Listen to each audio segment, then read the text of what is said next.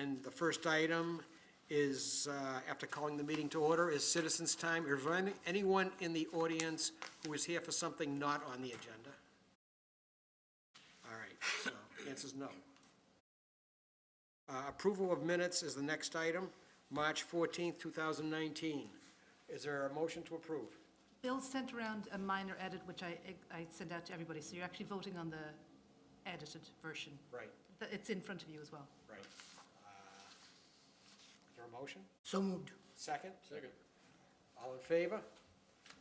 400. All right. Next, and we have, is there anything not being heard tonight, by the way? There is. So, 3 Arnold Terrace. 3 Arnold Terrace, item 5B will not be heard, in case you're here for that. Item 9, 328, 330 Cambridge Street. And 328, 330 Cambridge Street is also not going to be heard tonight, in case you're here for that one. All right, so, back to the main business. The first item to handle now is a presentation by the trustees regarding a conservation restriction at Mary Cummings Park. Someone here for that? Good evening. Hi, good evening. Usually you sit, I mean, unless you're presenting, pointing at something. I'm not planning to point very much. All right, so you just, speak into the microphone and introduce yourself. And I guess since it's says presentation, the floor is yours. Thank you. For the record, my name is David Santamena. I'm the Associate Director for Land Conservation with the Trustees of Reservations. Been before you previously on matters relating to the Mary Cummings Park project. I thought I might start by giving just a very brief update on where things stand vis-a-vis the park before I get into the specifics of the conservation restriction, if that would be okay with. Absolutely. I think there's people here who want to hear that, actually. Okay. Great. So I'm pleased to be able to report that we actually have reached our fundraising threshold thanks to some corporate gifts, but in very large part due to the fact that we, together with the City of Boston, were able to successfully apply for a state park grant to the tune of about $325,000. So that's funds that we can use to make park improvements in terms of access, trails, habitat restoration, things of that sort.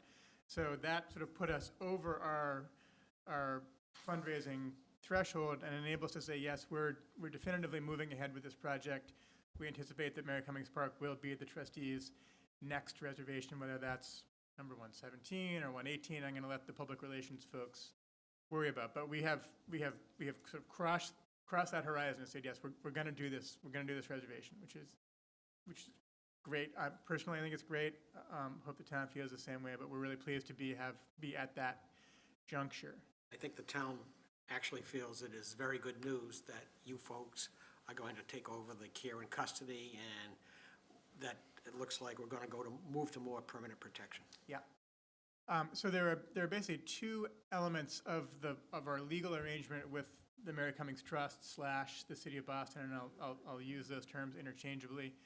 We're going to enter into a long-term management agreement that will actually give us kind of the opportunity to manage the park and be hands-on with the park.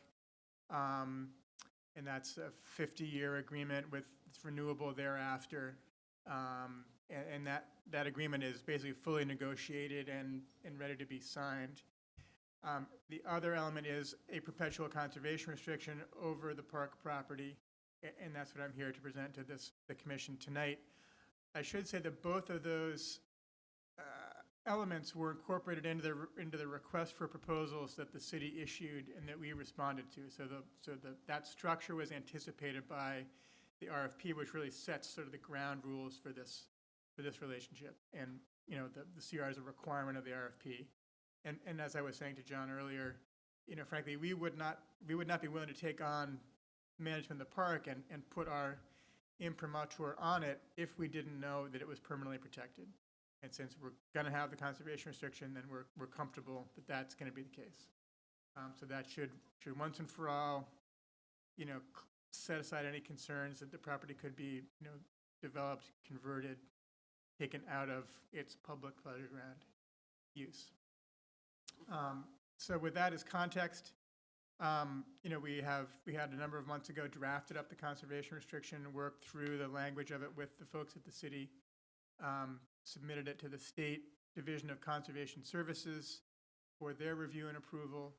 And we've incorporated their edits, which were pretty minor and technical in nature, not substantive, I would say.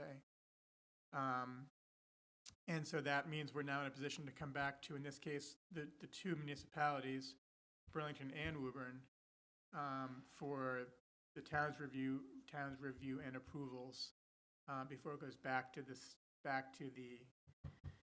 city and then ultimately to the state for approval. So it's a multi-step process under normal circumstances. Because it's two communities, it's that many more steps.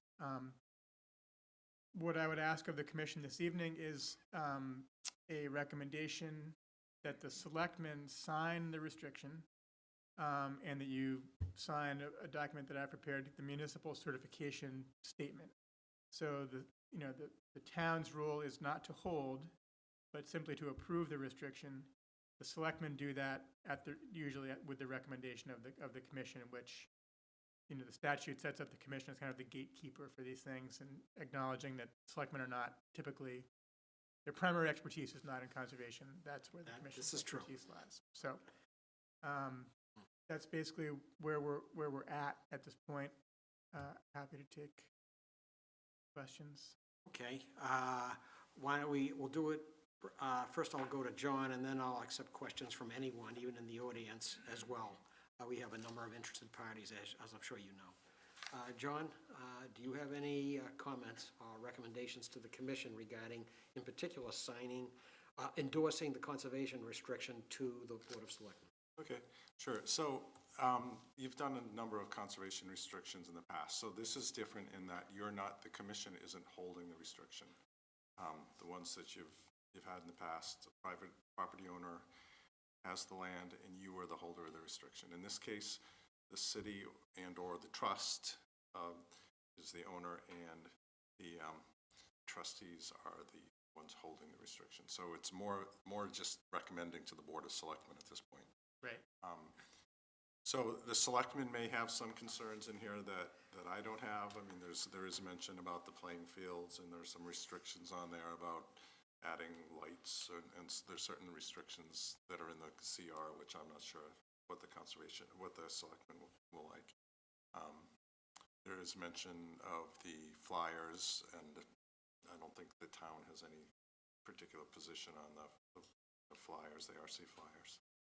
Other than that, it's a fairly standard conservation restriction. The language is pretty similar, prohibiting the types of things that are typically prohibited. Another thing that the town does have some sort of program where they bring kids on dirt bikes out there that would appear to be prohibited in the CR, which from my perspective is fine, but there may be other departments in town that may have an issue with that. Other than that, I think it's, like I said, it's a fairly standard CR document, and So you've looked at it, I have, and so you're recommending that we endorse it? correct. All right, okay, that having been said, let's see if there's any questions. Anybody on the left here? No? Yeah, I had one question. Yes. I read over the documents, and I didn't see the word, either in prohibited activities or allowed activities, I didn't see the word hunting in there. I was going to ask that, yes. Is it prohibited, or is it? It's silent on hunting on purpose, That was my intentionally. next question. Yeah, so it's allowed under law, so I think our position would be allowed under the CR if, if the owners wanted to not allow hunting, they'd have that opportunity, just by, as a regulation. So basically, the CR defers that kind of management decision-making to the owners on a permission basis. So who would, for example, if there was deer hunting permitted, for example, we issue permits, for example, for the landlocked forest, correct? No, the Board of Selectmen. The Board of Selectmen. So in this case, who would issue that permit, the city of I think- Boston? No, because the landlocked forest is owned by the town, correct? Right. Yeah, so it would be, I think it would be the city, I think they would then, City of Boston would have to, as the trust, but then I think they would defer through the management agreement to us to make that determination and issue permits. I frankly don't anticipate that we would allow hunting on that I property. was just gonna ask, do you have discretion to not allow it? We do, absolutely. Oh, Yeah. that's where I was going. Yeah, Yes. yeah. Okay. Can I just ask a follow-up on that? So you do allow hunting on several of your properties, and is it by permission only, by permit? It's Yeah. not, or is, okay, so it's just not unregulated, it's. okay. Right. I mean, we make that determination on a property-by-property basis and, Right. and in consultation with our ecology Yeah. staff. So we do allow it in a number of reservations and don't on a number of others. Okay. Just for support on my desire, hunting is forbidden in all of our conservation lands in Burlington that are specifically conservation lands. The landlocked forest is not a conservation area by definition, so we don't have that same rule applied there. But, Right.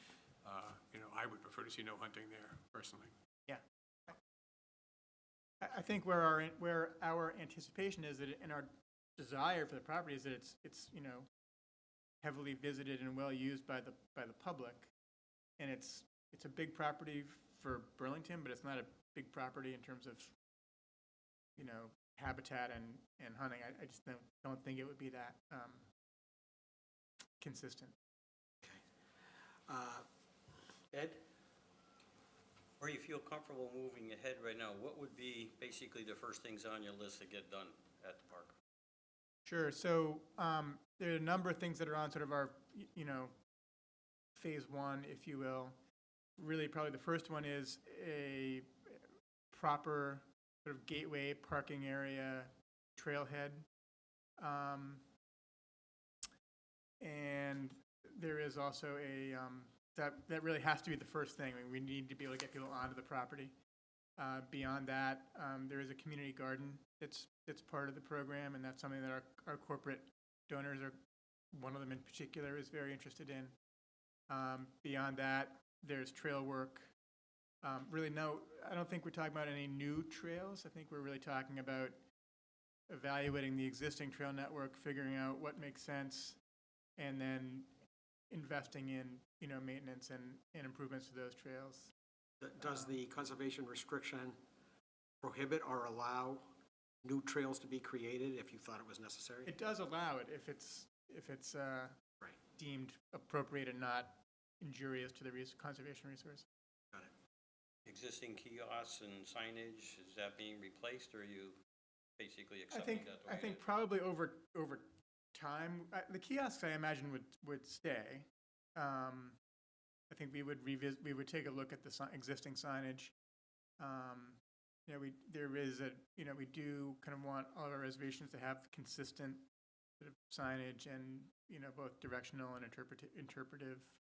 So I think over time, we'll take a look at that, but, How's your feel towards any kind of biking going on, trails, things of that sort, non-motorized? I think we're supportive of that. I mean, really, it's, we're very much, committed to as much public access as possible. Again, not wanting to be mindful of the conservation resources at the same time. I think a lot of the trails out there would, are sufficiently wide and well serviced that they would lend themselves to mountain biking. It's not a big enough property at the end of the day that it's really going to be a major destination for the hardcore mountain bike community, if you will. I mean, they're still going to go to Linwoods and Borderlands and Cape Ann, but, sort of casual biking, I think, fine, we would be supportive of that. All I had, Larry. Okay. Now, how about the audience? Anybody have questions regarding either further activities, or what's planned, or anything else? Why don't you come up and use the microphone, Mr. Webb? And introduce yourself, and you can pick the microphone up if you want, out of the holder. Make sure and turn it on. See if it's working first. First, see if it's Is working. it on? Yeah. Okay. David? Hi. So I'm a member of the Friends of Mary Cummings Park. Several of us are here. As you know, we've been involved with keeping this park going for a long time. And we're happy to see such a great group as the trustees taking it over, at least taking over maintenance and conservation restrictions still will be in trust the city of Boston. I have a couple questions, straightforward questions, I think. In your general discussion of the conservation restriction, you talked about 210 acres being the original number, I think, of the city of Boston had as trusteeship, but then there's 180 some acres mentioned. So there's a difference there. I know that Marvin Field, which has been an issue in the past, is officially not in, Right. listed as being owned by the city of Boston. This is being owned by the town of Burlington, which we think is an error, but that's only 4.5 acres. So where's the other 20 or so acres So difference? I think the distinction there is that 210 is sort of the stated acreage, Right. and 185 is what you get if you Yeah, look at the GIS areas.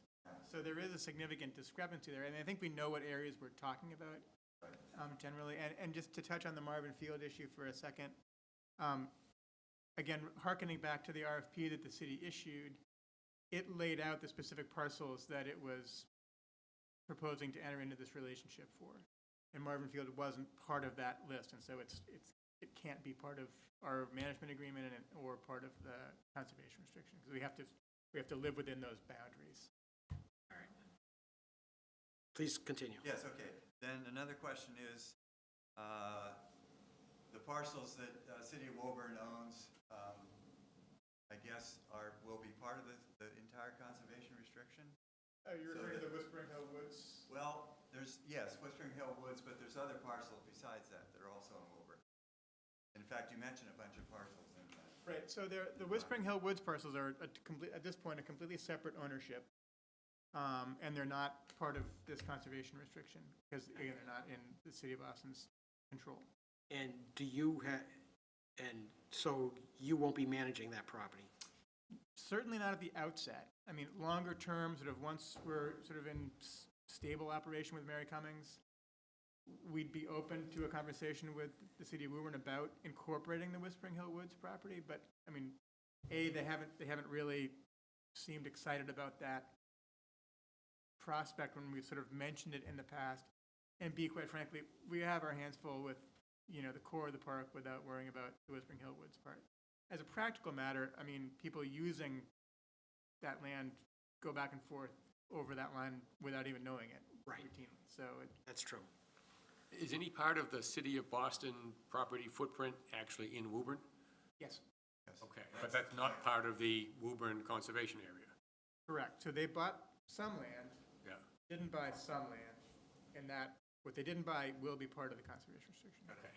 And the park, as we're defining it. And that's a considerable amount of acreage, by the way. It is. Yes. I think the approximate line between the Burlington properties and Woburn parts of Mary Cummings Park goes down right along the edge of northeastern, more or less directly west. So there's still quite a bit of Mary Cummings Park land in Woburn, outside of Whispering Hills. Yeah. The Whispering Hills we thought was conservation land for Woburn, but I'm not sure that's the case now. Do you know about that or No, not? I mean, our understanding is that it is. That was the original idea. And it was purchased, partially with state funding, specifically as conservation land. So there's a recorded document somewhere. But I think Stephen O'Leary, our president, just discovered that it's still listed in the Woburn Assessor's maps as RO, as residential. So that's. Well, that's the zoning. Yeah, that's the Because zoning. you wouldn't necessarily change But the it's not zoning. open space. We thought it was always open space. Okay, It's not yeah. open space either. So Whispering Hills is an interesting piece of land, but it's in Woburn, it's not in Burlington. Right. I mean, I would note there are a couple of small parcels that are not contiguous with the larger Mary Cummings Park properties, which were included in the RFP and therefore are included in the management agreement and are included in the conservation restriction. I mean, candidly, selfishly, organizationally, we would almost have preferred that they not be, because there's not a lot of conservation value there. They don't really add to the park per se, but they were included in the RFP, so they're included in the whole arrangement. And those are in Woburn? Yes. There's two moderate-sized pieces of land that are isolated and will, not too far from the park, but they're not big. Okay. Just, well, one quick, quick question, another question, or maybe a comment. If you look at at least the Burlington Assessor's maps, there's a lot of easements within the park boundaries. And we're seeing the effect of one of those easements because from Northeastern, just recently, they had to put a sewer and water line in out to Cambridge Street, and they went right through Mary Cummings' property. It's an easement, so I guess it's okay.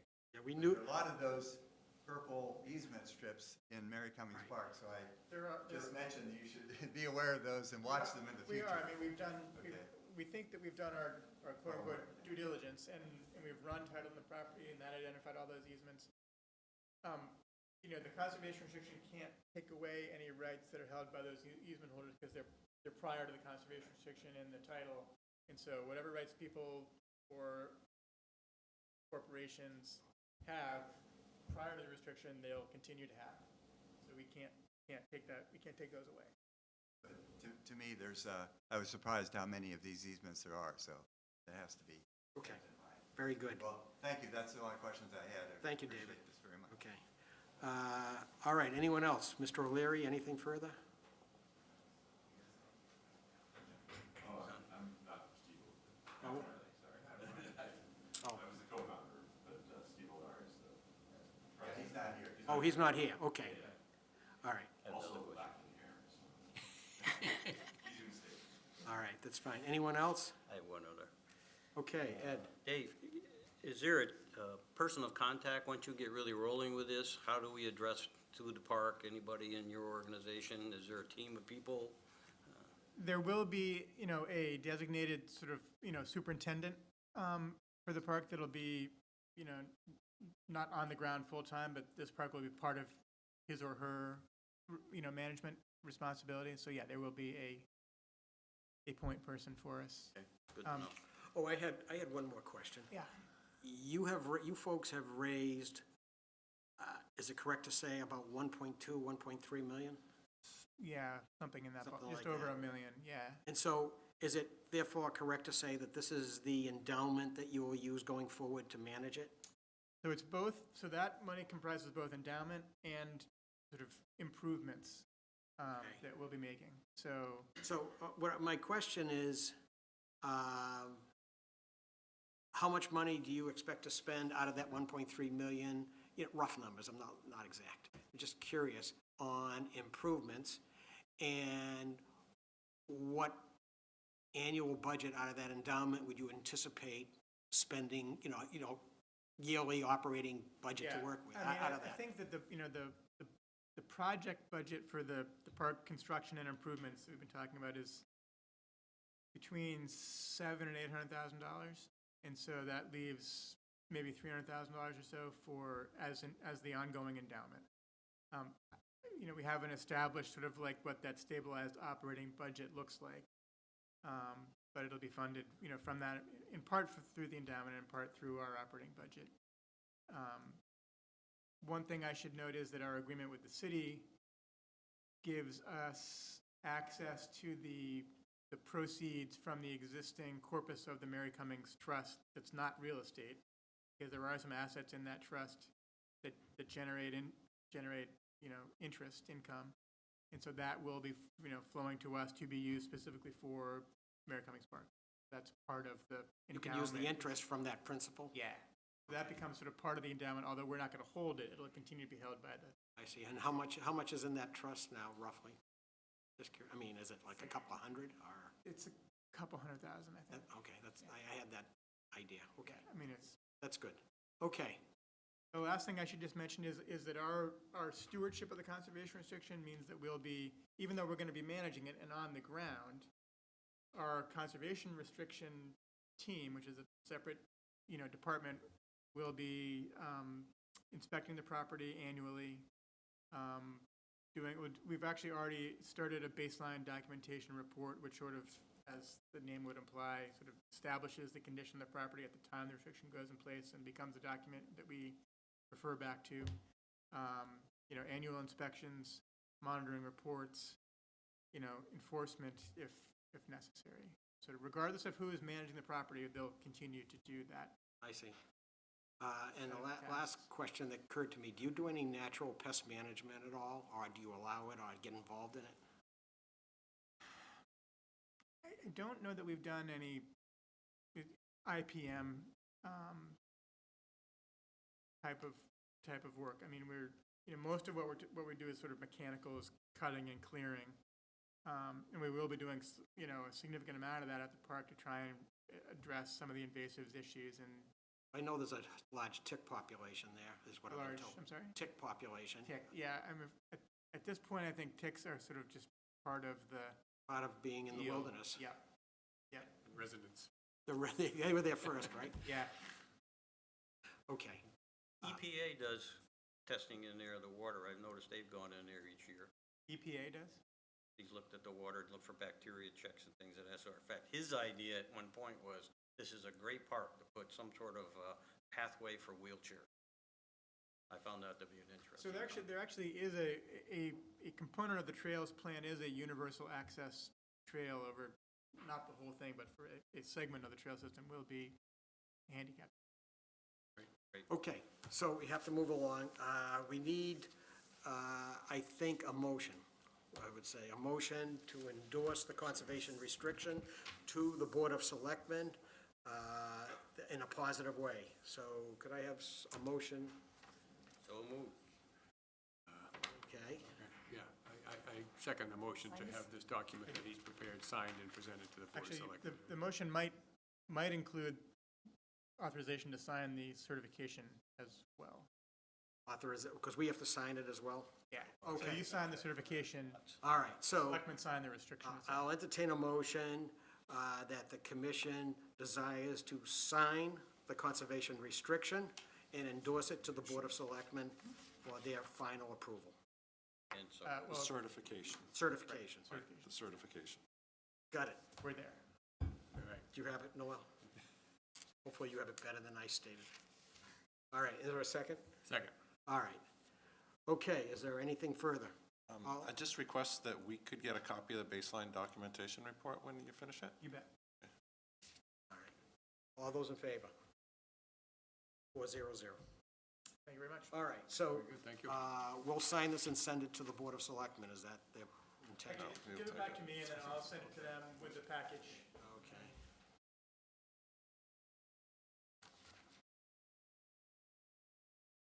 Okay.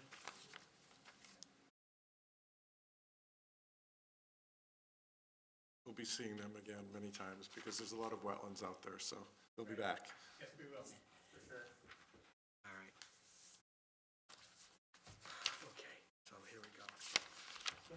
All right. Thank you for spending your time. Thank you very much. You bet, my pleasure. All right, take care. Thanks. Okay. David, don't forget your hat. Okay. All right, so, More importantly. all right, we're on item 5A. Notices given that the commission will hold a public meeting where a request for determination of applicability has been filed by the Burlington DPW Department. The commission will be taking information related to proposed reclamation of the middle school parking lot within a 100-foot buffer zone to bordering vegetative wetlands at 114 Wynn Street in Burlington.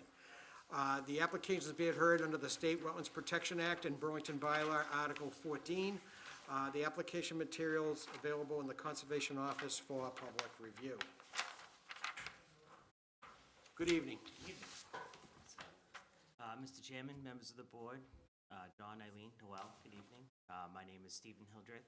I'm one of the senior civil engineers with the town of Burlington. I'm here to present to you tonight the plan for the reclamation for the lower parking lot at the Marshall Simons Middle School. I will kind of caveat and say I'm not the design engineer. I'm actually going to represent the design engineer. He had a previous wasn't able to make. I will be able to answer your questions though, as I was pretty well versed in the design of it. So if I can get into it, I'd like to kind of explain the project a little, and then I can open up the questions to the board. if Sure, that's okay. sure. Steve, is there anyone here from the school department for this particular project? No, it's just the engineering. As I previously mentioned, I'm here to discuss the Marshall Simons parking lot review. The parking lot in the area in question is the lower parking lot. As you can see here in the plan, you guys have the same copy of the plan in front of you. It's adjacent to the athletic field. It's an existing asphalt parking lot. And to come in and reclaim the parking lot by full depth reclamation. I'm gonna grind it down, change, recycle the sub base in place, remove any excess material trucked out daily, not gonna be stockpiled. That material will be compacted in place, the new base of the parking lot. Overall, the footprint of the parking lot is not going to change, but we will be reducing the impervious area by reducing the width of the sidewalk that runs along the athletic fields. We're gonna decrease it from existing 8-foot sidewalk to a 4.5-foot sidewalk. So overall, that's a reduction of like width area right. The area in pink on the drawing? Yep. Area in pink you see. And then the other part of the project that we're going to be doing is you see highlighted in blue. There's 2 existing kind of pre-built catch basin structures out there that are in rough shape, and there's really no sumps to them. We're going to be removing those structures and putting in precasted full depth sumps in it, 4-foot sumps in it. So before we undertake the project, we'll put in erosion controls, as you can see highlighted in yellow on the plan. Yep.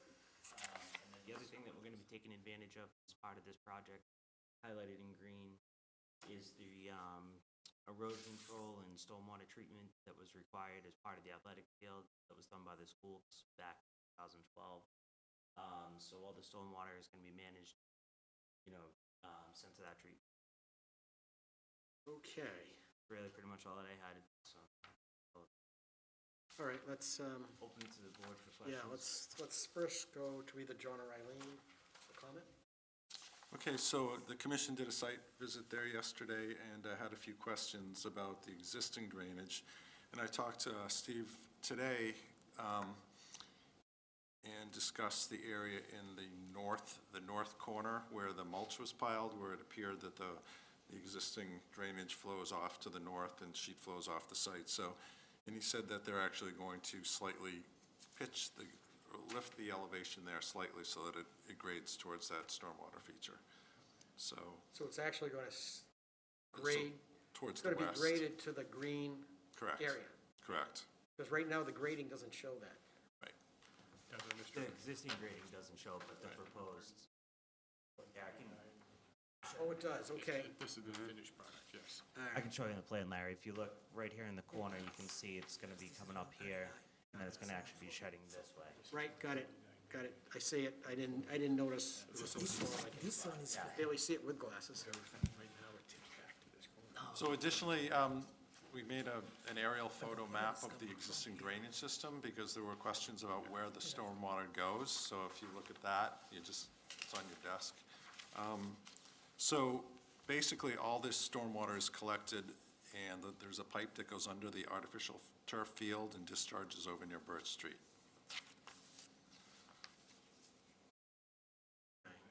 So So we were you were right. looking for We- the outlet, but, I mean, you were We right. It couldn't was find it because it wasn't there. right, so it's way out there by Birch Street. All right, that makes sense. Yeah, We actually thought it might go under the field. Somebody said that. I think he said that. yeah. So that's what it does. Discharge is way over there. We were looking. All right.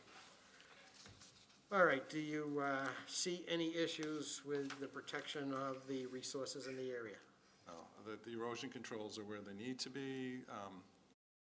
We're getting I don't know what the depth of the existing catch basins was, but, Just a few feet. yeah, so those are being brought up to standard, 4-foot deep. Some catch basins, the one that's in the lawn, they're going to raise the rim on and bring it up to current grade, and I suggested and put in a draft condition that they surround it with stone so that dirt Right and now, stuff it's doesn't surrounded get. by dirt, so to It speak. was actually buried. Yes, right. Other than that, no issues. Okay. Indra, any further comment? No, so no change, grading change or a little bit change, right? Just a little change in that northern part of the corner to bring the stormwater that just kind of sheet flows off the site over to the stormwater management. And reducing the impervious area. Yep, reducing the impervious area in the construction area. Okay. Thank you. I'm glad to see the sidewalk being done over. That looks like it was in pretty bad shape. We were noticing yesterday. It didn't look like it was going to be, current condition is not really accessible in any way for a wheelchair. So you're actually reducing it, though. I'm surprised. It didn't seem like it was 8 feet wide when I was looking at Didn't it. to me Not at either. all. Yeah, I was Yeah, surprised at but that. we'll take your word for it. Just one comment, looking at the curb itself along that walkway. Part of it says granite and part of it says concrete curb. Is the concrete curb where the access points for the wheelchair, or? I think there's existing that's going to remain in place, and one of his bituminous is going to be replaced with granite. Okay. Thank you. All right. Ed, Nothing to add. Yeah, just two end, it's a concrete car. Indra, anything? No, thank you. Steve, when we were in the walk yesterday, right where the yellow erosion control is debris and some trash. Is it possible we could request, or maybe, I don't know if we should do it, John, should we send a note to the school department asking, maybe it could be incorporated into the project to have it cleaned up a little bit? We could probably work with the school department on that. Would you? Yeah. All right, so, I think it has to be, because those bins, storage bins, are gonna have to be moved for this, right? This Yeah, we'll giant- have to get all But that stuff is I gonna wa- have to move for paving. the thing is, I walked through the woods, there's debris. Oh, in the woods? In I'm the sorry. woods. I thought you meant on the parking No, lot. beyond the erosion control line in the woods. I mean, honestly, it would take a few hours. That's what it would take, a couple of guys with a truck a few hours to just clean it up and make it more presentable. So if you could incorporate that into the project, it would be very much appreciated. We can, work with the school. All right. And fortunately, we have a school committee member here who has actually heard that. I can feel the eyes in the back of my head. Okay. And it's not a big ask anyway, so.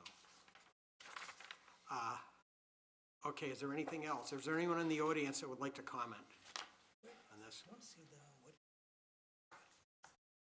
All right, so we have a draft? Yep. Okay. Okay, so the findings, the existing parking lot adjacent to the playing fields will be reclaimed. Existing bituminous sidewalk will be replaced by a concrete sidewalk with granite curb. Existing stormwater structures will be replaced with deep sump catch basins. The plan reference is the same. That was not a new plan you just received. The work would be within the 100-foot buffer zone to bordering vegetated wetlands and within locally regulated riverfront area. The edge of the parking lot is approximately 15 feet from the wetland line. There will be no expansion of the pavement or increase in impervious area. Conditions, condition one is the work is for the permits for the work on the application and no other work. Number two is a requirement to install the erosion controls prior to construction and have us inspect them. 3, no trees to be removed. 4 is just reiterating that the catch basins are to be replaced. 5 is regarding the catch basin in the grass area, that it's lifted to grade and surrounded with stone. 6, no increase in impervious area. 7, existing trash and debris in the wetlands shall be removed by hand. 8, standard condition about disposal of the excavated material, if there is any. I know they're reclaiming and using most of it on site, but there will be some curbing, probably. No stockpiling, refueling, or overnight parking of trucks within 50 feet of wetlands. And then the standard condition about the commission's right to access to do inspections. Okay, any questions on that? No. You've seen it before, so. Yeah, I think everything's pretty straightforward. Right. All right, is there any change by the commission? Hearing none, could I have a motion to issue a negative conditional determination for the project at the Marshall Simons Middle School under Burlington Bylaw Article 14 and the State Wetlands Protection Act? So moved. Second? Second. All those in favor? 400. All set? All right. Good luck with the project. Thanks, Steve. Thank you for your time. Thanks, Stephen, bye.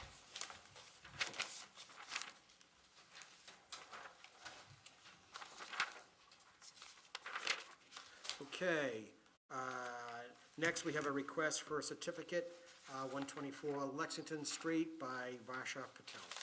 Are they, come on up.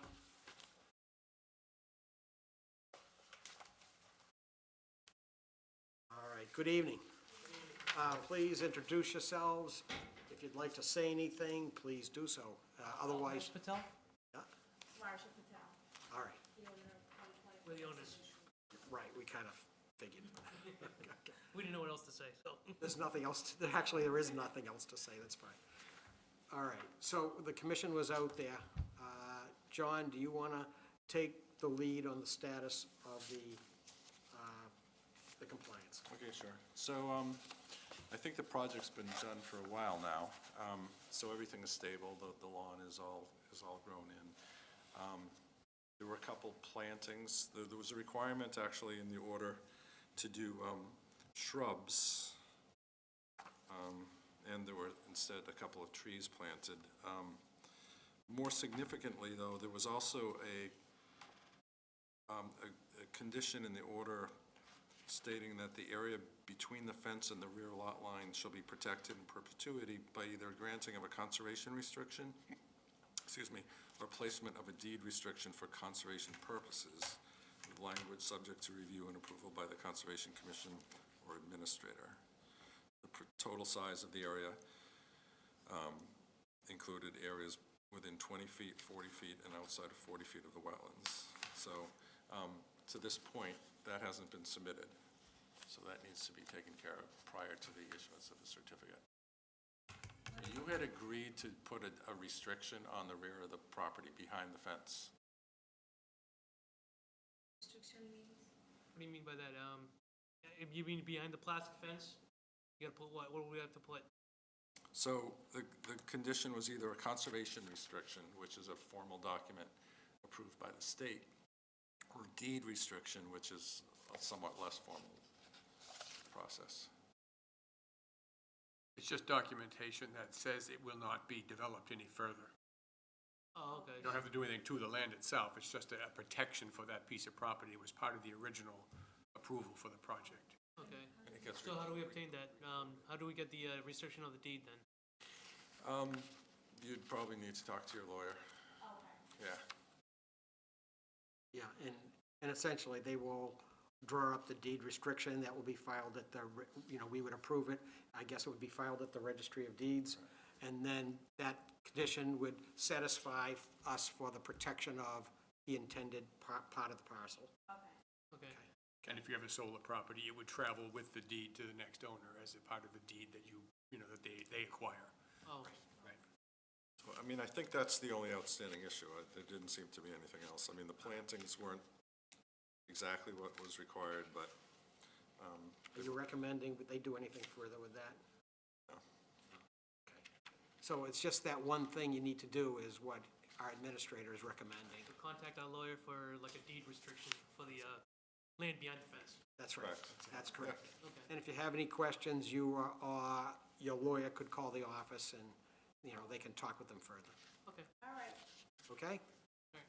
Okay, so we'll see you back after that's accomplished and take care of this for you. So, what else do we have to do? So then our lawyer will handle that, or after he gets that restriction, we have to submit it to you guys? yes. Okay. Right. All right, that's all. All Okay? right, thank you. The house is beautiful, by the way. It really looks thank you. nice. Yeah. Good job. Yeah, it came out I hope very you're happy well. with it, 'cause it Will looks we be able to great. get anything for solar? You mentioned something? What do you mean? I heard something about solar, because we got the solar on the roof. We got solar panels. Is there any Issues on that? issues on that? It wasn't in the plan. Not at all. Oh, okay. I'm very happy to see it, but Thanks. nothing else we need for that. Thank Thank you. you very much. Thank you. All right, take care, thanks. Okay, next is request for certificate 5, Susan Ave. This is to close out a previous project and to open, there's a new one, a change project.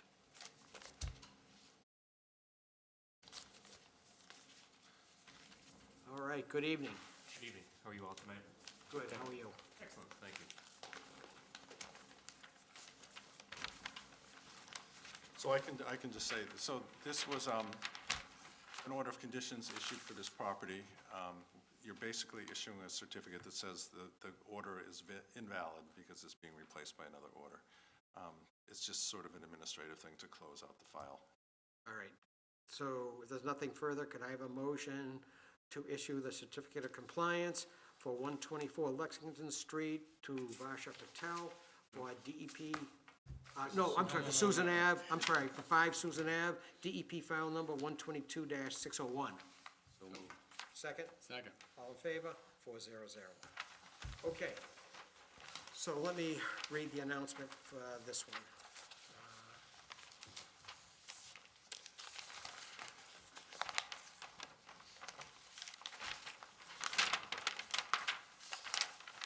All right. A notice is given, the commission will hold a public hearing during which time will take information related to a notice of intent filed by Blake Development LLC for the demolition of a single-family dwelling and construction of a new single-family dwelling at 5 Susan Ave. The proposed work would be within the 100-foot buffer zone to bordering vegetative wetlands pursuant to Mass General Law, Chapter 131, Section 40, and Burlington Bylaw, Article 14, and the riverfront area pursuant to Burlington Bylaw, Article 14. The commission will be reviewing information relative to the application and may issue an order of conditions. The application materials available in the Conservation Office for public review.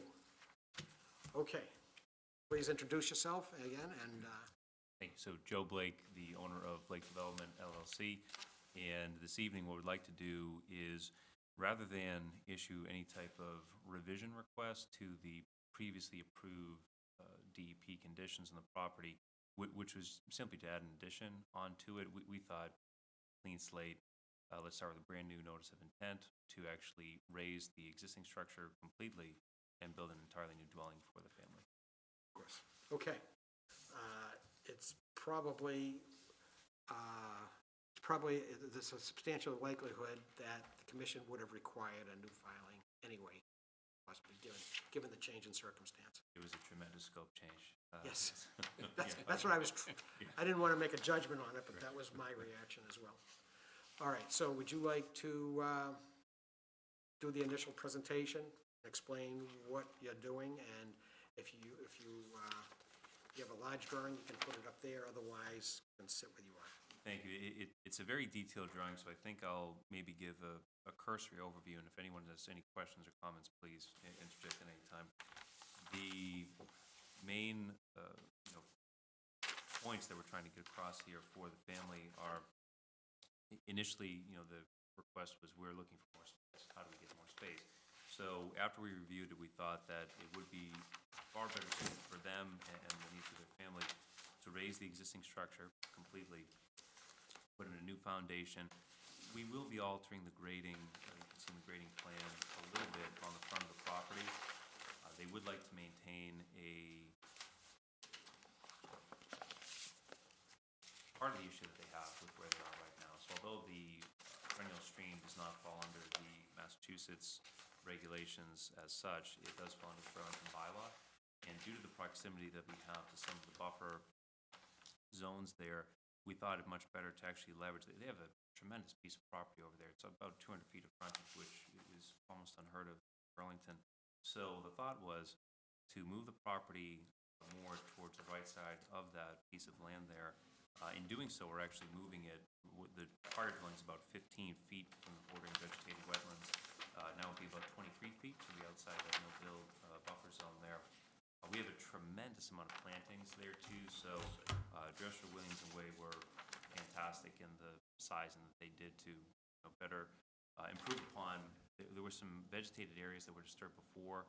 Nothing was revegetated there, so we thought, as we're pursuing this massive project, why not revegetate those areas there, improve upon the hydrology for it, and also give the homeowner what they're looking to achieve, which would be a beautiful 3,600 square foot house. But also in doing so, we did find that there was a increase in the impervious amount of land there. So to compensate for that, we wanted to revegetate portions of that area which were previously disturbed. It's my understanding that by revegetating those areas, the impervious increase would actually net out to ultimately be a decrease. Which areas are you revegetating? So on the right side of the property there, it's my understanding that the homeowners, unbeknownst to the restrictions that fell into the property, did do some clearing over there. So largely the right side. The left side, where the previous dwelling resides right now, There'll be a tremendous amount of plantings introduced there as well, so it'll actually look quite pretty. It's all done there. We have, I believe, about 100 or so plantings that went. Okay. All right, let's hear from either Eileen or John. So as Joe, as you already completed this, you just did a COC for this. You had approved a project about a year and a half ago to put a fairly substantial addition on the existing house. The current house is approximately 1,000 square feet, and the addition was going to be 1,000 square feet, but now this whole new proposed house is something like 2,500 square feet? That's correct. Just the footprint. So it's a pretty substantial increase. The measurements from the previous project showed that the existing house was 29 feet from the bank, and it looks to me like the proposed house is 23 feet from the bank, so I do have some questions about that. And it looks to me, but maybe I just want clarification on this, like the driveway is just 23 feet from the bank. It looks like there's a lot of driveway, so I have questions about how much impervious area you're really talking about now. That's about it for me. I do appreciate the plantings, the new plantings proposed. So your concern is that what part of the new building is moving closer to the bank?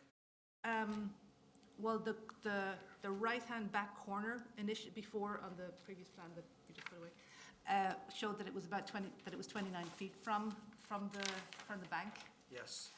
And now, what you can see in this drawing is that it's going to be about 23 feet. So it looks to me like it's going to be closer than the previous house. All right. Right. Okay. All right. So the position of the house is of concern. I think they are somewhat limited by the setback. They do just meet the 25-foot setback, but it's just such a large property that, yes, the sort of, I guess the size is a concern to me, in that it still takes it even closer to the bank than the house previously was. Right. The project narrative says that the original house is 15 feet from the wetland, and the new house is 23. So the project narrative gives quite different dimensions. So do you know where the 15 feet The measurement 15 came feet from? was from that thing that's on Lally's, is that a deck? It's a deck, yes. I guess that's what they're So the counting. 15 feet refers to that deck and back that is sort of right in the, For that structure that's Right, off the right. existing dwelling now. And Eileen, just to your point there too, so the proposed driveway that we're looking to incorporate into the property, it's a wonderfully wide piece of land, but it's not very deep though. So the amount of depth we actually have to work with did make it a little bit challenging when we were laying out the house. Initially, we actually had a complete mirror image of the home that we were looking to introduce there, but due to, you can see in the right side of the property there, the 20-foot no disturb actually takes a pretty sharp turn in towards where the road is. So we elected to actually mirror the image, incorporate the driveway to the left-hand side, rather than having a driveway where we can actually pull into the driveway in the garage from the road.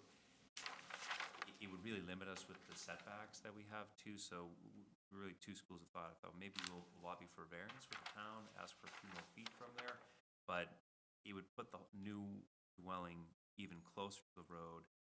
It wouldn't help them to achieve any more driveway space. The thought there was if we have an appropriately pitched driveway with a stone trench for drainage running on the side there, it would help the homeowner to keep parking off the road. And then fortunately, we are still able to introduce something along the lines of a Caltech charger system for roof runoff mitigation into a completely separate drainage. Do you have numbers for the proposed impervious? I don't have them with me, but I'd be happy to get them. all right. Why don't we start with Bill? Okay. It is a big house. I mean, you're talking 82 feet long here. I mean, it's huge, the footprint. To me, part of the alternatives analysis would be smaller footprint. Is this already going to be 2.5 stories, or? Yes, sir. it's a beast, especially for such a confined and restricted with the wetlands so nearby.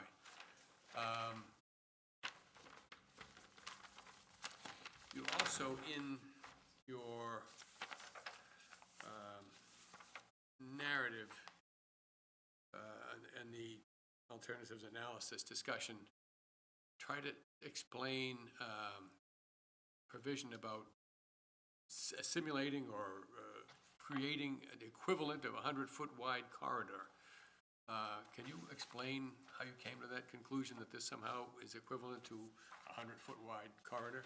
So what we tried to do is treat the home itself, where the new proposed dwelling will reside, similarly as we would 100-foot frontage within, town here, if we were to treat a separate property there. Some of the issues we run into were the depth there. If I could have constructed with the guys, homeowners, the architects, if we could have found a way to reduce that footprint, ideally, I'd like to try to keep 60 feet wide or so, about 40 feet of depth. We just simply didn't have the depth there for that garage. So to include that, the two-car garage, if we didn't live in New England, it wouldn't be as much of a problem. But with the winters we get here, the garage was very important. So we tried to keep it into a 100-foot envelope there and treat that as the build zone, so to speak, and then treat the areas around there where we could improve upon property. Okay. And what about the 100-foot area of undisturbed vegetation?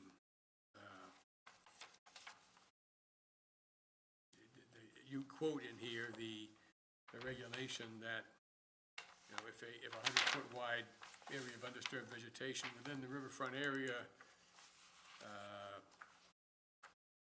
if there is not a 100-foot wide area, which there isn't here because, as you mentioned, the lack of depth, that regulations say then the existing vegetative cover shall be preserved or extended to the maximum extent feasible to approximate a 100-foot wide corridor of natural vegetation.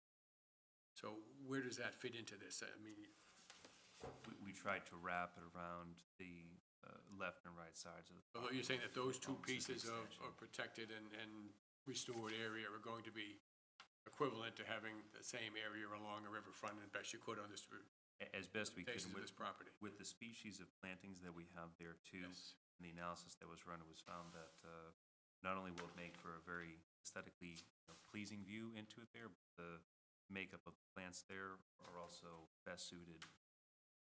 Yep, and they're all native plants, which is appreciated.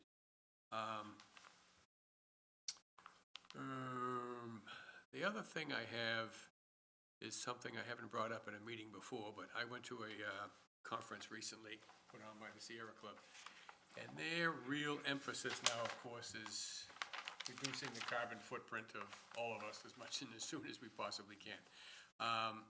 So one of the biggest contributors to carbon footprint is housing. My question for you is, what's the proposed heating of this house? It's interesting you raise this because I get into regular conversations with the various HERS raters that I work with around this as well. And for now, the plan would be to do a traditional forced hot air system. Typically, that's comprised of two 96, 97% efficiency furnace systems. On this particular road, it would have been natural gas fired, but due to circumstances beyond the control of some of us with National Grid, most likely be propane as the heating source there. I am looking more into introducing HRV-style systems into some of the homes we're working with now. Certain. What does that HRV stand for? Heat recovery ventilation system, effectively something that doesn't require continuous ventilation and running of bath fans within the home. By incorporating an HRV-style system into it, it helps to give the home the amount of air change that it requires, bringing in fresh air, helping to recycle that air and replenish it into the system. So that is something that we're looking into. It is a more economical form of heating into a lot of the homes. Beyond that, it would be looking into something like maybe a hydronic system or something that would be also utilizing some type of solar power, solar energy. On the I think roof the too. recommendations from the Sierra Club meeting was all electric. They're trying to get The away house, from all anything electric. and everything fossil fuel centric, yeah. Yep, and then, all of the power is generated by a external controlled and regulated and, properly managed power source, Right. which could incorporate some renewable energy and stuff. Right. So the ultimate goal is to have as many houses, new constructions in particular, be 100% electric, electric stove, electric heat, and solar on the roof. Yeah. So your house itself is a net zero. There's no emissions of carbon. Right. And the energy that you're getting comes from a source that is, state-of-the-art, hopefully, and controlled and minimizing emissions. So I would, I certainly can't mandate that for our authorities here, but I would like to see, especially developers like yourself, really try to go all electric and as many new constructions, residential and electric, as you can. And strongly like to see solar. And there are communities around the nation now that are going mandatory solar on all new constructions. We don't have that, but it's something that leans towards the net zero that is going to be needed as soon as we possibly can, based on what we read about the fate of our planet if we don't. Right. It's much appreciated on behalf of the homeowners as well, because ultimately it's not only a more comfortable home, but one that also has a much lower energy consumption cost associated with it as well. Right, so if you as a developer did not even connect gas to the house, they wouldn't have that choice. They could, even without the regulations in place, for them to do it, they'd have to take the initiative. The homeowners have to take the initiative to have gas installed. And most of them would just live with what was there, which would be the preferred source. So I just wanted to put that out there. No, thank you, I appreciate it. All right. Indra, anything? Yes. Any test pit done? Did you do any test pit? Yes, sir. I don't see any. So the findings that we found with the test pit were the water table is about 4 feet at this particular site. And so you size the storm tank properly. The storm tank is taking only the rooftop? Just roof runoff, that's right. So any type of roof runoff, we wanted to mitigate and keep within the stormwater catchment system, and that'll be self-contained. The driveway, any type of driveway runoff would be contained within a stone trench To along the the side of the trench. What is this roof drain pipe, 4-inch HDP? So that's the actual pipe catching all the roof runoff and routing into that underground Caltech system there, PVC pipe. So how it is running, I don't understand that, because I see you are showing the downspout at the corner of each house, corner of the houses. And then this pipe is just from here to here. Where it is connected, I don't see it. It's connected. It will carry connection Comes down to here, underground. and then it goes right over. Oh, I see. So this is the one which is going here, this way. Right. Yes. Okay. Well, I appreciate that you are providing a lot of trees. That's very good. All right, Ed? Just looking along the backside, the dotted line, I suspect, is the continued fence? Or is it the post and rail that I'm really looking at Where are that's you there? talking at? We look at where the shrubs stop. Yeah. Siri, all the way over to the right, why would you put low-growth shrubs the entire length of that? Right along the post and rail? So you're, Ed, if I understand your question correctly, you're wondering along the post and rail fencing, why are we proposing the low-growth shrubs right up against the post and rail fence there? Well, there's nothing there now. Right. And wouldn't it probably be more proper to carry it along with the post and rail? It stops here. Because it did a great job with the new plantings. I'm pleased to see that. Right. Didn't even I just think wonder about why it. it stopped in the backside, right Right. where it did. I look at the deck and I say, I think it might be the visual thing, the deck is so close, they were concerned about bringing it around. Not sure what the reason was, why it would just stop where it did. Right. They do have an existing fence along the back now, but, it's funny, I didn't think about that. Yeah, I'll have to talk to them about that, see if that's something the homeowner may wish to enjoy there as well. It just looks so open from that point over to the plantings on the right, and then there's this big blank spot with no growth whatsoever. Well, I see those plants are actually outside the post and rail fence. It's past it. So once they ran out of space outside the fence, they stopped. That's where they stopped. And when they had space again on the right, Yeah, it's behind it Outside where the it fence. stopped, yeah. yeah, so they'd have to cross over and start putting them inside the fence. Okay, Okay. all right. Let me ask you, the existing house is further away from the wetlands than the proposed house, is that correct?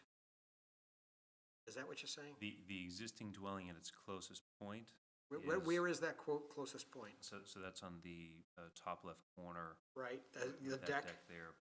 It's a very difficult tree, but it's called out as 15.3 feet to Okay, the left of that deck. it's at the corner, that's the far corner of the deck. Yes, sir, and that's the structure, the frame structure. And what is that distance to the wetland resource from that point?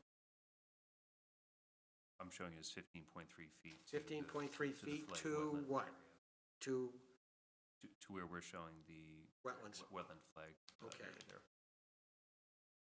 okay? And the closest part of the existing house, Ironically enough, is actually the same corner of the home, the top left corner there, yeah, and that's where we had recorded 23 feet. that's the 23, that's the corner of the house. Yes, sir. All right, okay, so now, okay, so that's the deck and the house. Now let's go to the proposed, because I was confused by 23 the is explanation, it may be just me. The 23 is the proposed. Yeah, 20, No, he said 23 is the existing house, is 23. no, No, no, no. no, 23 is the That's the new. new one. We've yet to hear the number from the 15. existing house. I was asking, how close is the existing house to the wetlands in any point? Is this it? 15.3 feet. 15.3, but that's the deck. So it's, what is called out here as a deck is actually an enclosed full four-season room. Oh, off the okay, side of that all right, house. so it's Yeah, that- 15.3, okay. Yes, so sir. Now, Actually, that answers that question, okay. It's not an open Just- porch or anything. It is a fully enclosed, All right, heated. I get, room. Yeah. now I'm with you so far. Yes. Now, the closest, where is the closest point of the house? Now, the proposed house? So the proposed house, at its closest point to the nearest location of the wetlands, It's the Is- 23 feet, it's that left corner of the proposed house. that is correct, at 23 That's feet. 23 feet. Okay.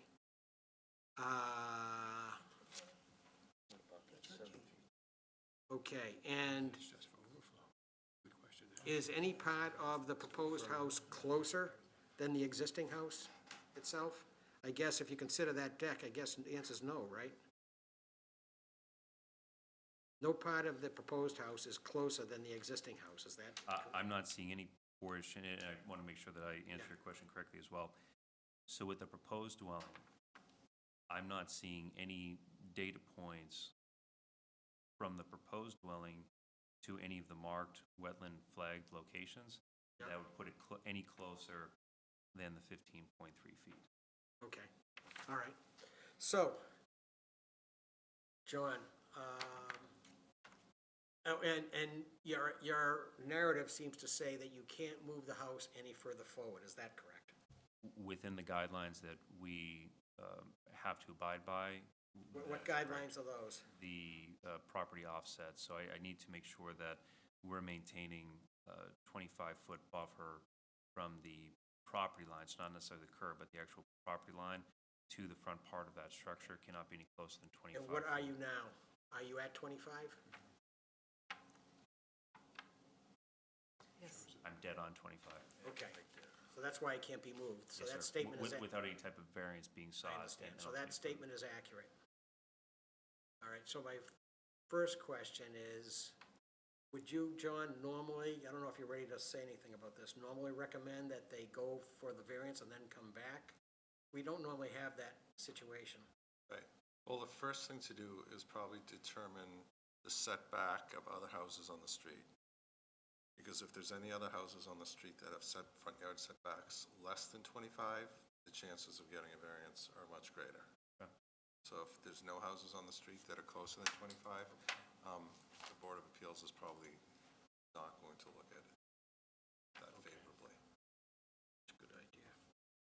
So it wouldn't make sense for us to push for something that other houses are not closer. Right, but they should find out and tell us. Okay, that's a, Happy to. Yeah, I'll all take right, that so as that's a reasonable request right there. Absolutely.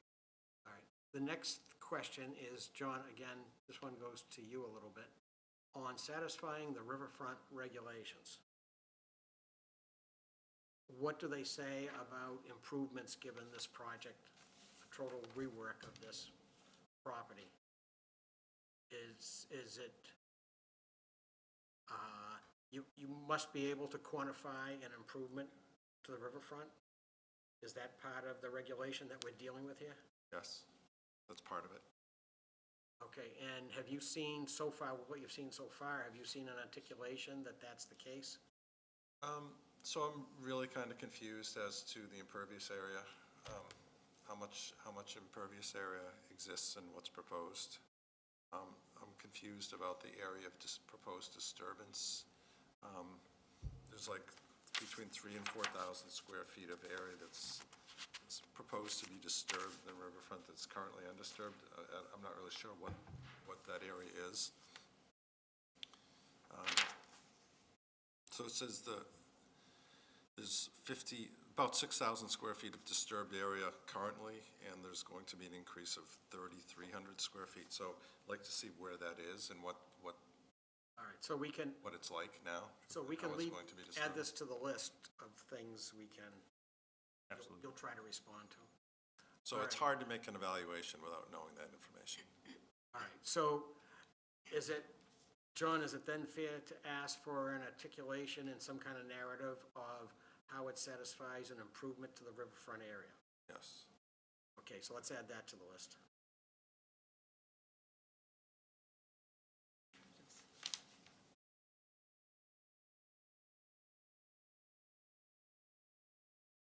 And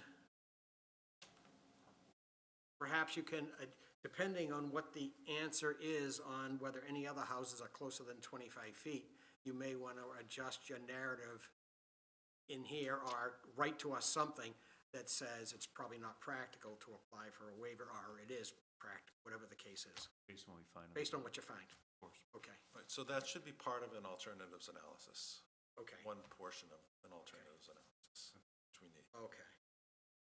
Got it. All right. And it's kind of small, so it's hard for me to fully absorb this. Is there any part of the project where you're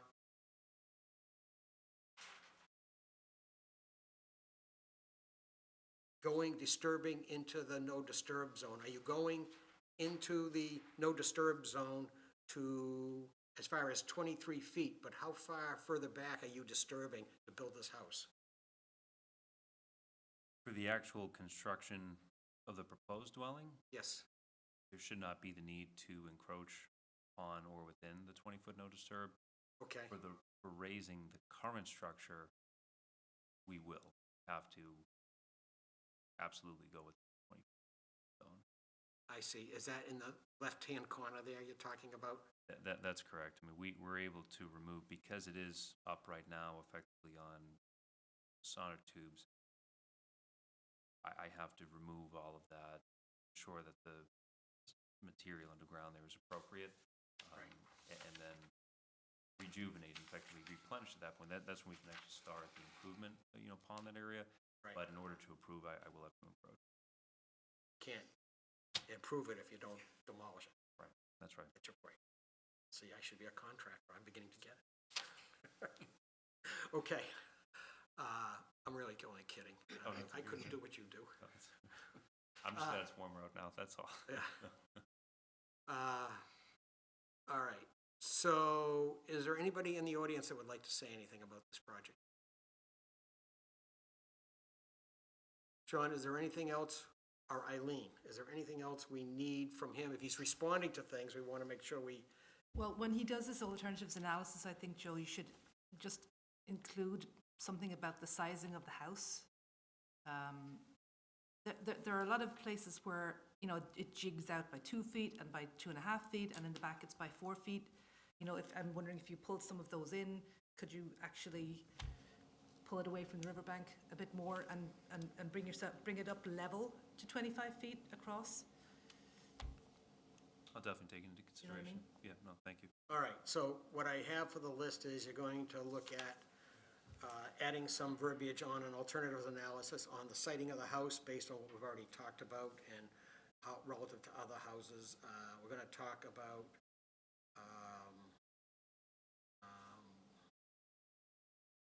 let's see, what else here? We're going to talk about clarification on the impervious before and after. Clarification on the amount of proposed disturbance on the site. In the riverfront. And some write-up or response on what you see as an improvement to the riverfront to meet the regulation. Does that sort of meet with your list? It does one for one, yes, thank you. All right. John, is there anything else, or we? Just a quick one I have. Yes, Indra.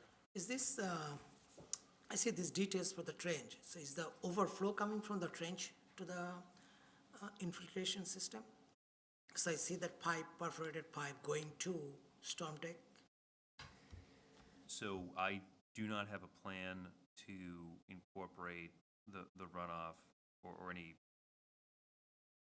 additional water beyond what that stone trench could accommodate and have that relieved into the catchment system for the roof runoff. I am looking to keep both systems mutually exclusive of one another. So it is good. So I'm not looking to have the stone trench runoff be mitigated into the roof runoff. The roof runoff system really should just be just for that. It Right. is a considerable volume of water. But this, the details, if you see, you saw the details. So Yes. do the soils support that you're not gonna have overflow essentially? Right. The soil analysis that we ran on it, we should not have overflow even when soil is wet.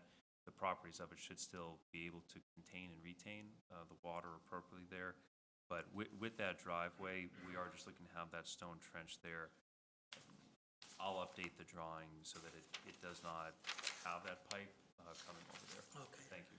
And this stone trench, I see that you stopped it. I think Ed asked about that.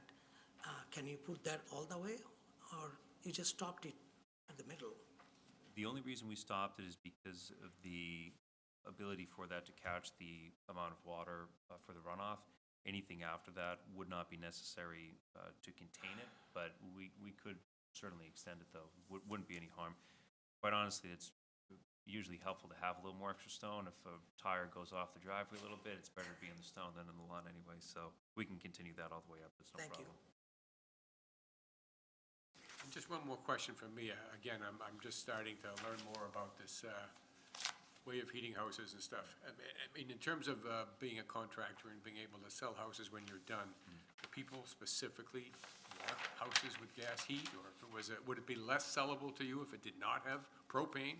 I would think propane would be like the least attractive way to do it. The answer about a year ago is very different from the answer now, given what happened in Andover, North Andover, with the overpressurization of the gas lines. So what we used to see was a very high preference for natural gas being the source. Given the blackout the National Grid had last year, there is a substantial backlog of requests, both commercial and residential, where they're unable to make new hookup requests. So ironically, although there's natural gas being present right in front of the home, more often than not, they are propane heated now as the heat source. With the electric, some of the electric technologies you're talking about, the industry at large is wrapping their minds around that a bit more now as well.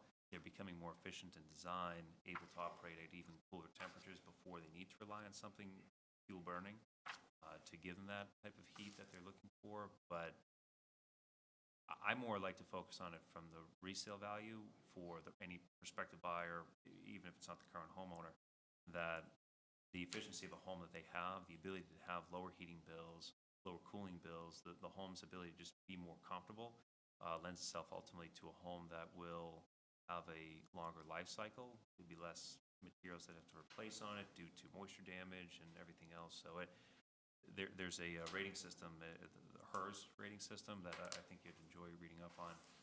The lower the number, the better on that. And every year, it's becoming more and more stringent to get to those lower numbers. So I enjoy the challenge. I like to try to keep them as low as possible. All right, we gotta, okay, move on. Yep, thank you. Okay, so we will be meeting, our next meeting is when? April, 11th, I think? April 11th. John, would you expect if they got this material into us, you know, a week in advance, would we be able to close? Or do you think it may not be possible? It depends upon what the information says, actually, so. All right, so it's a little bit iffy that it might close, but obviously getting it in ahead of time might help. Of course, I understand. Thank you. I appreciate the flexibility. If we need a little bit more time on it too, just for out of respect for your time, I'm absolutely fine with that as All well. right, good. Can I just make one more request? Did you say you did a test pit where the infiltrators go, where the? We did perform a test pit dig over there, not in the specific location where the infiltrator is, but very, very close to it. Okay, could we just get a copy of the log? Absolutely. Was that from the previous filing? It was test after, pit? there was one done for the previous filing. We did a separate location. Oh, okay. afterwards. Okay. Okay, got it. Okay, thank you very much. Thank you all. Appreciate it. All right, take Have a care. wonderful evening. Have a good evening. Just limited work to do the building. Okay, next is item, we're on 8. Notice is given, the commission will hold a public hearing during which time will take information related to a notice of intent filed by Mr. Gary Litchfield of the Richfield Company LLC for the demolition of a single-family dwelling and the construction of a new single-family dwelling. It's located at 1 Elizabeth Avenue in Burlington. Proposed work would be within the 100-foot buffer zone to bordering vegetative wetlands under the State Wetlands Protection Act and Burlington Bylaw Article 14, and the commission will be reviewing information and may issue an order of conditions. The application material is available in the Conservation Office for public review. All right, good evening. Good evening, Mr. Chairman. Thomas Murphy here representing the applicant who is actually basically Mr. Litchfield, through his company, in the process of purchasing the subject lot. And his intent would be to knock the existing house down and construct a new single-family home. The existing house is probably a 1950s. What's that? 1950s era. Are these the homeowners here, or? Yes. No, this No, Mr. Litchfield. Okay, okay. Can you, We're the next door neighbor. okay. Next door I just wanted neighbors. to make sure that you were there. But I could see that they were trying to get some attention. So I just wanted to make sure that, okay, you can't hear, all right, okay. If you have any difficulty, you're certainly welcome to sit You're up welcome to closer sit over to here it if you'd like. Okay, sorry. So in any event, they intend to knock down the existing house, which is probably a 1950s era ranch house, and build a new home on the lot as shown on the plan. There are no wetlands on the lot, but there are some wetlands on the neighboring properties. So in the back corner of the lot, you can see there's a small area of the 20-foot no disturb and the 40-foot build area, which obviously we will honor. There's a shed, an existing shed that shows on the plan in that area. That shed will be removed. That'll go down when the house goes down. But other than that, Mr. Chairman, that's the basic plan here. Any questions or concerns from the board or staff, obviously, we're happy to address them, but it's a pretty straightforward moving the existing house and placing it with a new dwelling. I would point out the existing house, which shows over on the left side of the, is closer to the street than current zoning permits, and also closer to the side boundary yard than current zoning permits. The new house will conform with all the zoning. It is a 12,000 square foot lot. This is one of the older neighborhoods in town. It was created, most of the lots there were created back before zoning, so it's a grandfathered lot from an area standpoint. It will conform with the setback requirements of the existing bylaw when we build the new house. Okay, thank you. All right, John or Eileen, comments? Okay, so, as you'll notice, there's, the wetlands were not flagged, but they appear to be right at the left rear corner of the property. We have not gone out, we're gonna have to go out and look at soils to determine exactly where the wetlands are. They may come onto the parcel slightly, so that the 20-foot and 40-foot no-build are just off some line from a plan or, from an old plan or something. From a visual, they measured it, that's where Yeah. it was pretty obvious if you're gonna look at it. So there's standing water, there's a lot of standing water out there. It's a pretty big wetland, and right now it's really high.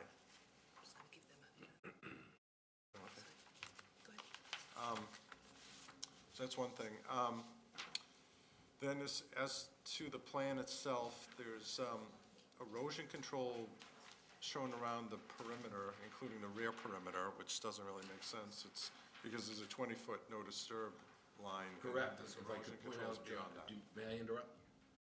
The reason that's there is, this is all yard now, it's all been grassed and so forth. That shed is there, the existing trees, we're not gonna touch, but in taking that shed down, we're gonna disturb some of that area. So our goal is to come back to the 40-foot line, and then when we're done with everything, we'll move our erosion control in front of the 40-foot line, similar to what we did on Francis Wyman Road, where we had to extend the area that needed to be cleaned up when we came back, because it was an old barn, if you remember.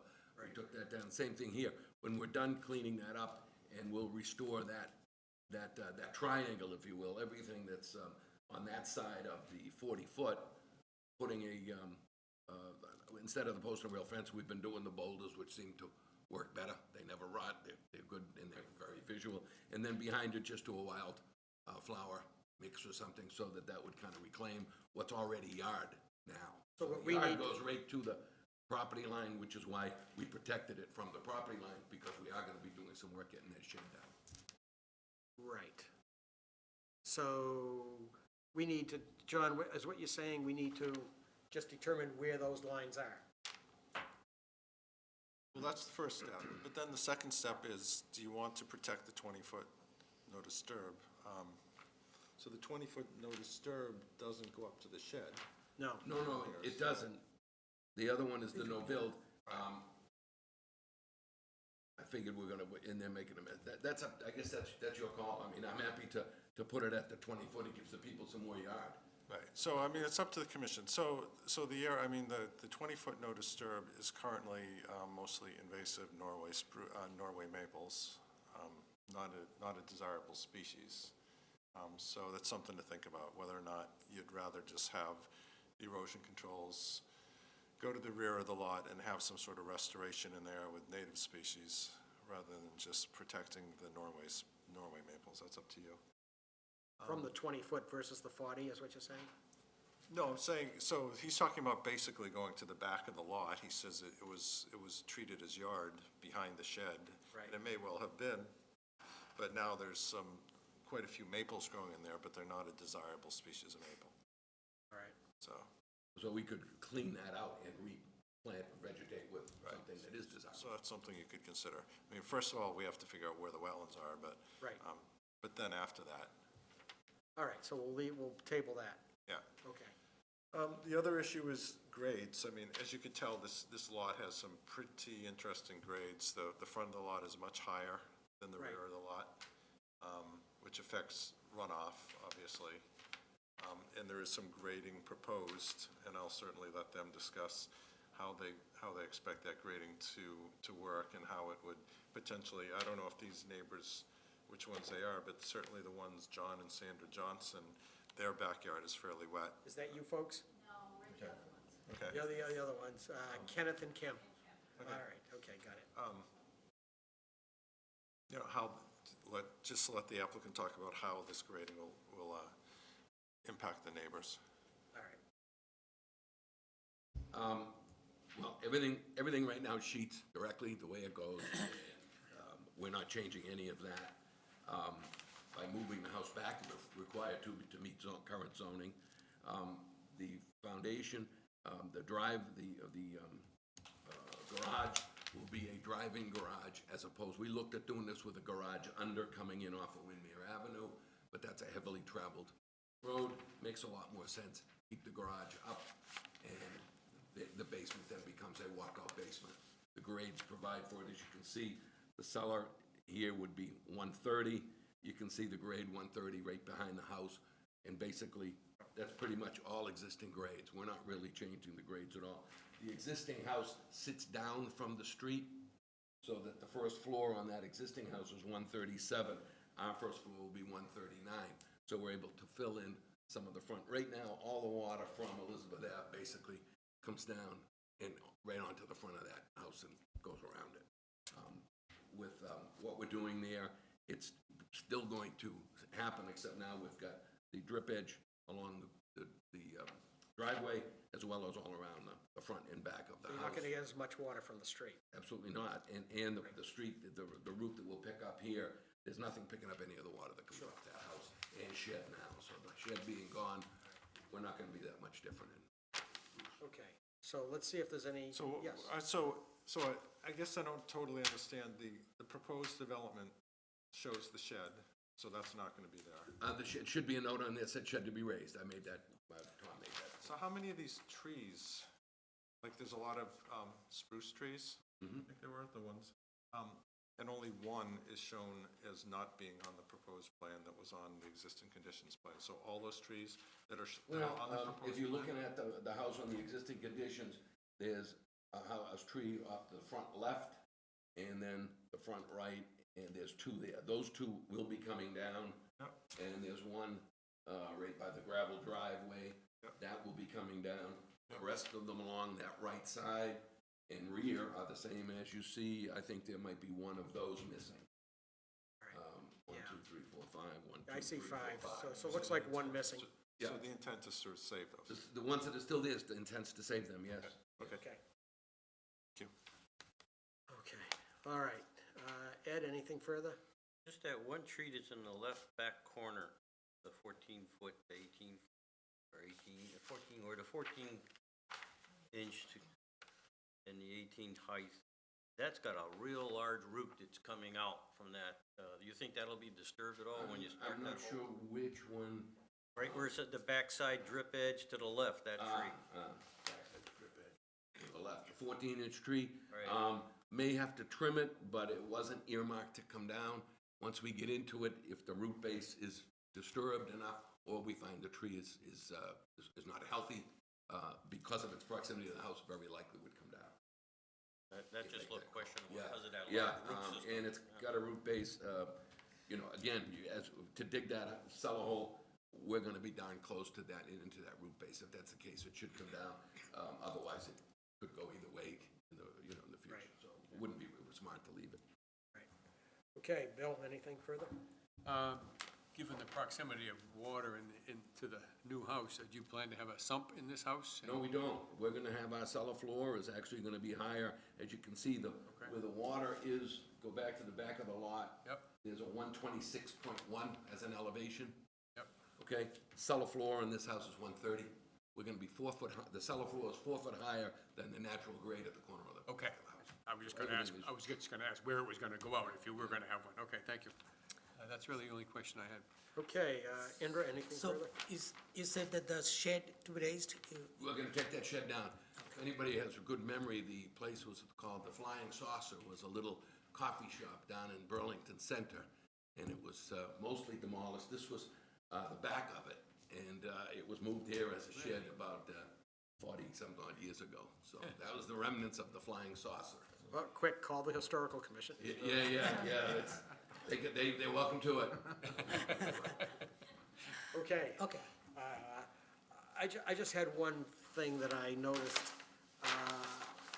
It looks to me like the grading on the left side of the house might be directing some water onto the property of others. Do you think some type of a swale to ensure that the water goes to the back is is, When we grade that, what do you call it, the engineers have a great way of, making the line. We can make that so that looks, that those grades go right across.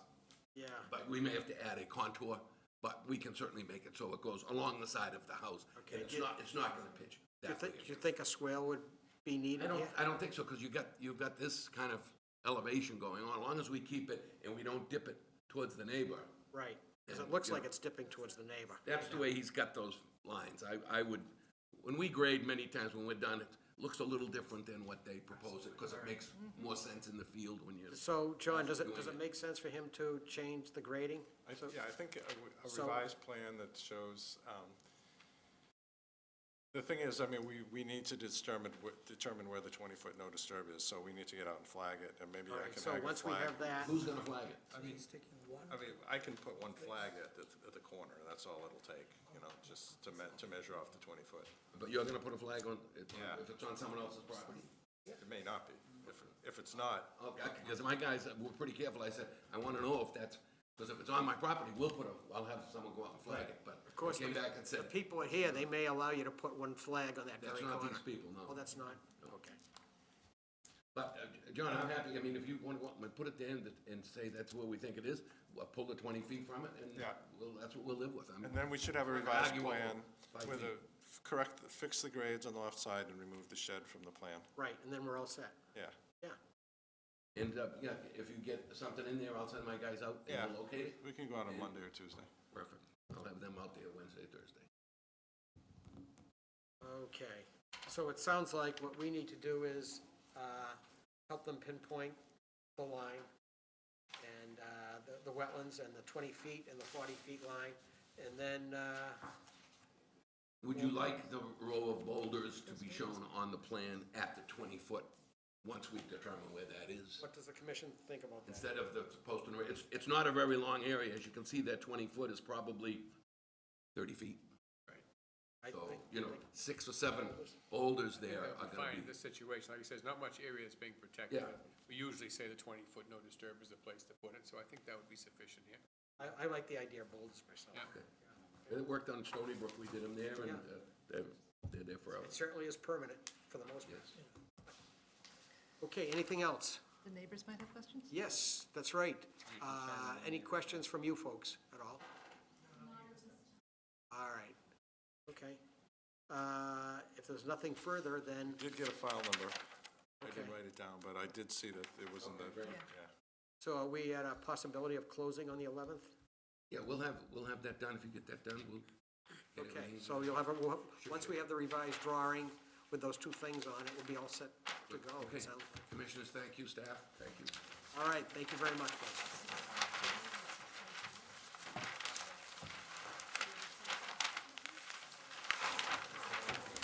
No, that's fine, thank you very much.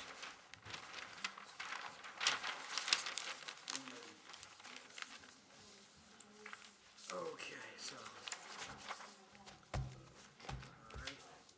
So, the next item is planning board comments. Do we have anything further No. for them? All right. Subcommittee and staff reports and updates.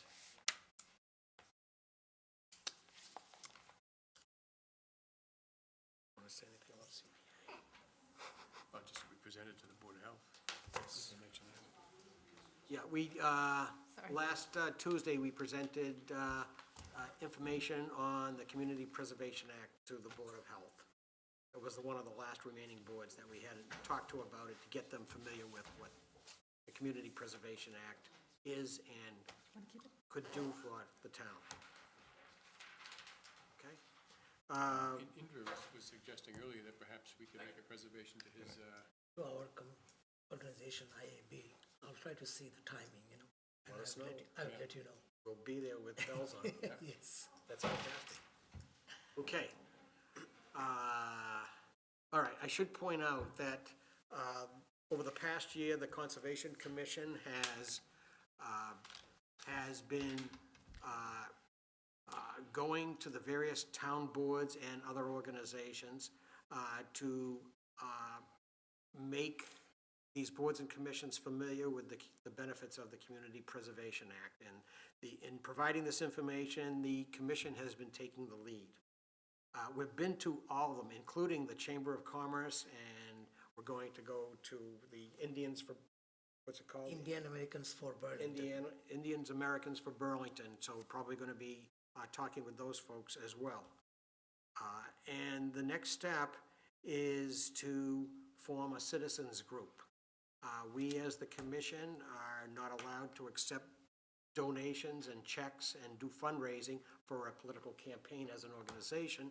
So we're looking for interested citizens who think that the Community Preservation Act would be good for Burlington like it is for the 90% of other communities around us and who have already adopted it. So if you're interested, you can call the Conservation or send an email to Conservation and they will pass it on, and we will be in touch with you if you are desirous of spending some time on this to help Burlington move in this direction. Does anyone else have anything to say about it at all? Okay. Other than you had concern, where would you hold a meeting if we had to do it? Well, you're not allowed, once you get into the advocacy part of, say, a ballot question, you're not allowed to use public facilities because it's advocating in a biased way, if we think it is. So we would have to find either private facilities or people's houses or whatever the case is. Okay. Okay, so our upcoming meetings are April 11th and April 25th. Let the office know if you can't make it. I will not be here on the 25th. Okay. Hope no here. What's the status of our vacancy? Okay, so I was thinking about bringing that up. So we've had one applicant. We've had a couple other people express interest, but they really haven't followed up on it. John Ramsdell did attend a Conservation Commission. He came in and met with staff first and came to a commission, and he definitely seems interested at this point. I would say he's by far expressed the most interest and enthusiasm of anybody I've talked to, and I think at this point it would probably be a good idea for the commission to make some sort of recommendation so that I can go to Paul Sagarino with a name. Okay. Is there any discussion on this at all?